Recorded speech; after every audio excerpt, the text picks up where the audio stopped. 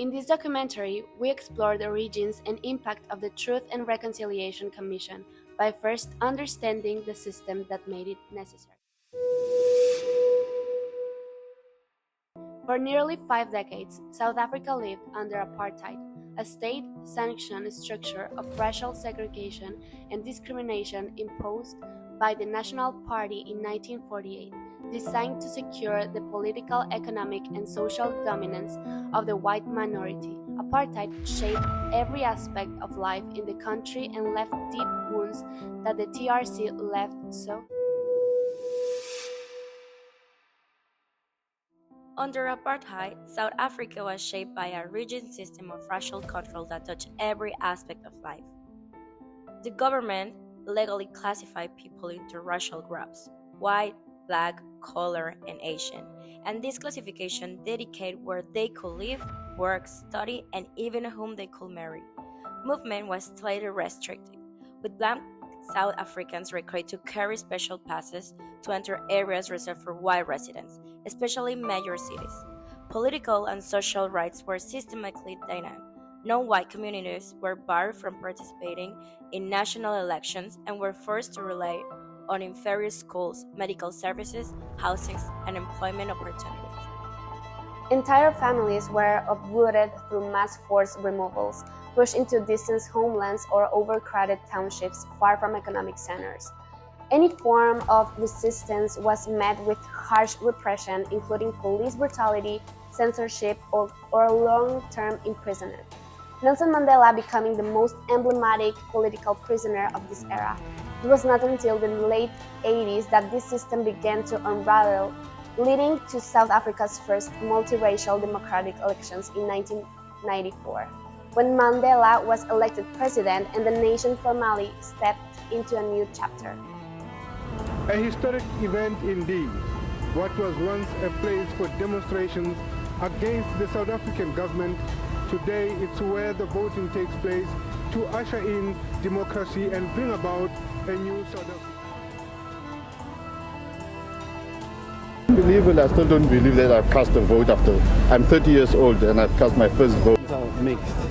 I'm happy as well as sad, as well as angry. 1994, the entire country got an opportunity to vote, a new government in place. How old was I? I was 20 years old. It's the first time that I got to vote, and my 70-year-old grandfather also was his first time to vote as well. And so it was a big deal. Living under oppression, lost 50 years under the National Party during apartheid. And so the testimony of how the country felt at that point, and even myself, was the long lines that people were willing to stand in to vote in a new government. Everybody was so happy that finally apartheid has been abolished, and we have a positive and bright future ahead of us. That was the excitement. The Truth and Reconciliation Commission, created in 1995 after dismantling of the apartheid, became a central pillar in South Africa's transition to democracy.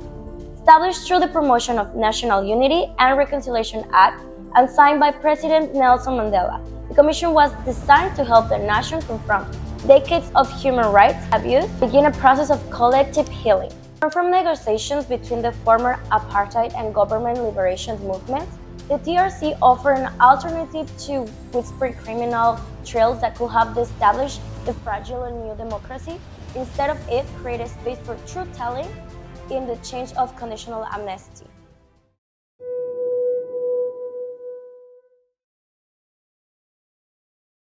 Well, there were a lot of things that happened that nobody knew about.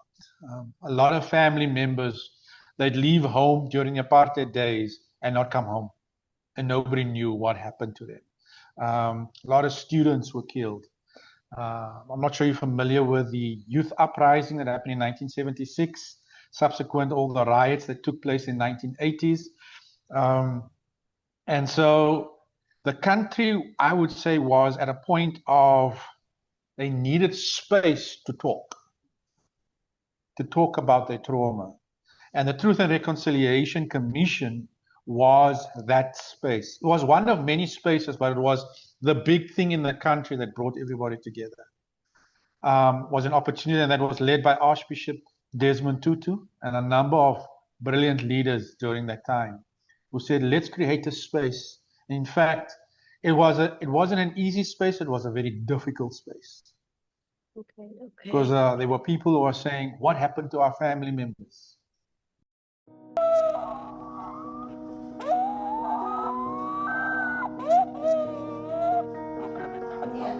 They attached electrodes to my private parts.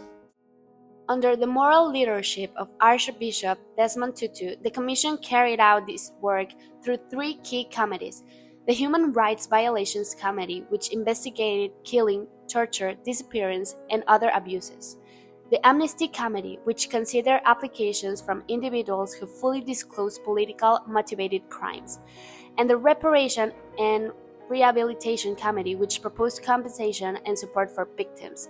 Ultimately, the TRC sued to uncover the truth, recognize the suffering of those harmed, and lay the foundation of national reconciliation, offering South Africa a shared historical record on which to build a more just future.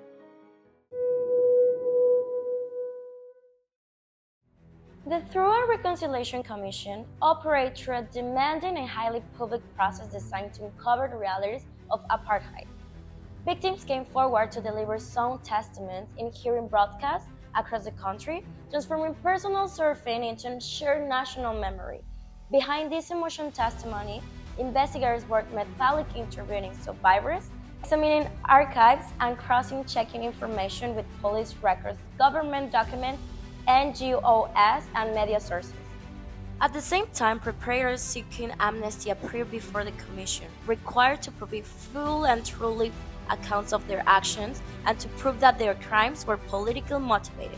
Amnesty was never warranted and applied only to individuals. The Commission's findings were later completed in its final report, which detailed patterns of abuse, institutional responsibility, and recommendations for the future.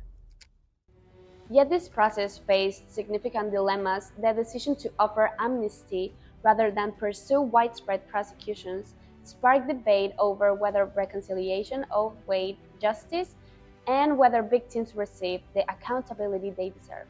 Although individuals stood before the commissions, apartheid itself was a systemic structure, leading critics to argue that institutional responsibility was not fully addressed. Some victims felt pressured to present their stories in ways that resonated with public audiences, resulting in unequal narrative representation. Additionally, the reparations that were recommended were implemented slowly and at lower levels than proposed, leaving many feelings that the restorative effort was incomplete. Throughout its work, the Commission had to navigate the delicate balance between promoting stability, ensuring accountability, and protecting a fragile new democracy, tensions that shaped nearly every decision it made.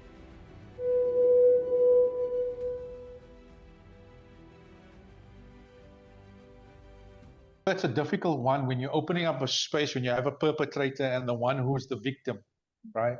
It's very difficult to bring the two together, especially if you look at a grandmother who lost her children during apartheid. And for her to sit there for 20 years, she didn't know what happened. And now to come face to face with a perpetrator, it just brought up so much emotion. And so whether the perpetrator told the truth or not, history will reveal whether that is true or not. But what it did was that there was a willingness to sit at the table long enough, even if it hurt, to hear both sides of the story. The DRC achieved several important outcomes for post-apartheid South Africa. First, it created an extensive and credible record of human rights abuses committed between 1960 and 1994, documenting thousands of testimonies that might otherwise have been lost or denied. This helped establish a shared national narrative about the violence of apartheid, making it harder for future generations to dispute what happened.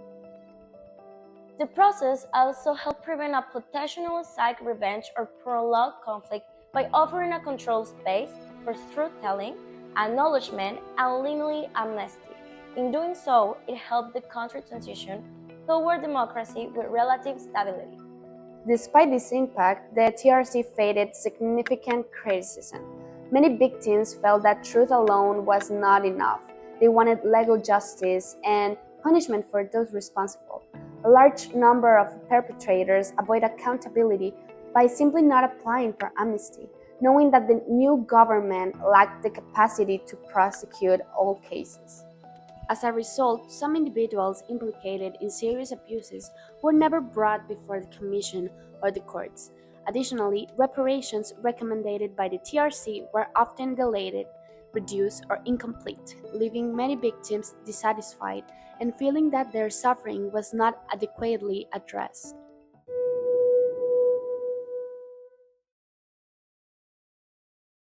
A bit of both. Some felt that the process was too short. It should have been longer to find out more things and to allow people to share. And the other criticism is that it could have done a deeper work. I mean, 30 years later, we are still talking about the Truth and Reconciliation Commission, about it was good for that moment, but in fact, we should have had a longer process. So somebody like myself, who is 50 years old, and my peers, there are people still talking about what had happened during apartheid. And so we recognize that there still needs to be more spaces for unburdening of how people are feeling, and people are still feeling hurt. And in terms of the perpetrators, again, I mean, in fact, there are cases now that's being opened to actually go back and investigate some of the things that happened.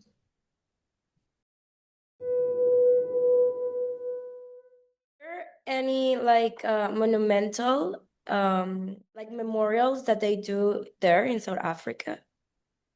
So we have specific holidays, Okay.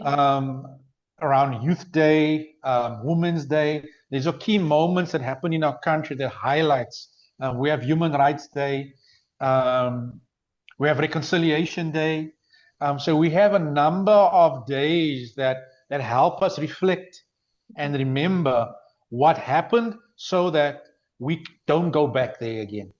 And it's what we important to experience. people, right? Yeah, to it is, feel it is. like we are heard, we are remembering the past, no?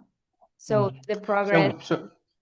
So we have a number of memorials, museums around our country.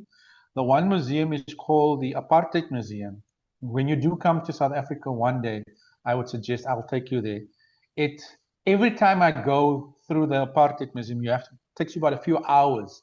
I have to sit down and actually breathe, because it's a reminder of what we came through and the laws of apartheid that actually prevented somebody like myself from engaging other people, you know. And then we have what we call our Freedom Square, where we actually celebrate our freedom. We remember what had happened, but we're saying we don't want to go back there again. So we celebrate freedom as well. The legacy of the Truth and Reconciliation Commission lives on through the voices of those who stood before it. In one of the most emotional testimonies, Mr. Nokutula Simonole's family, searching for answers about her disappearance, told the commission, "We need to know what happened to her. We cannot bury a memory, we must bury a person." The TRC succeeded in revealing a painful truth, but it did not resolve all the wounds it caused. The reflection inspired by the TRC is therefore twofold. It stands as a global model for peaceful transition, and at the same time a reminder of the limits of truth with full justice. Its legacy enters not only in official records, but in the memories of those who testified. Proof that a nation cannot heal until its stories are told.